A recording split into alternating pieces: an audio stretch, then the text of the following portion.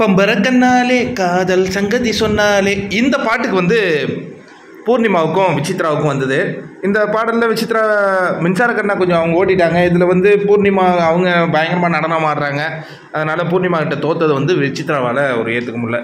அதனால் பிக் பாஸை திட்டுறாங்க. ஐ am very very very very very upset for you அப்படிங்கிறாங்க. உடனே மணி சொல்கிறாரு, அதுக்கு முன்னாடி மணி சொல்கிறாரு, ஒரு ஹலோ சொல்லிடுங்க மேடம் ரொம்ப கோவமாக இருக்காங்கன்னு.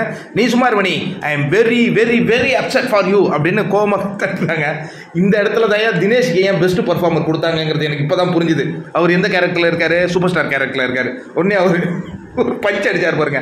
அதிகமாக ஆசைப்பட்ட ஆம்பளையும் அதிகமாக கோவப்பட்ட பொம்பளையும் நல்லா ஒருப்பட்டதா சரித்திரமே இல்லை. நான் ஏற்கனவே இப்போ கொலகாட்டில் இருக்காங்க. அந்த பஞ்சை கேட்ட உடனே ஐயூ அப்படின்னு ஒரு லுக் விட்டாங்க பாருங்க. வேற லெவலில் இருந்தது. நல்ல பஞ்சு, சம்பவம், சரியான சம்பவம். இதெல்லாம் இந்த மாதிரி விஷயங்கள்லாம் நம்ம அப்படியே என்ஜாய் பண்ணோம்.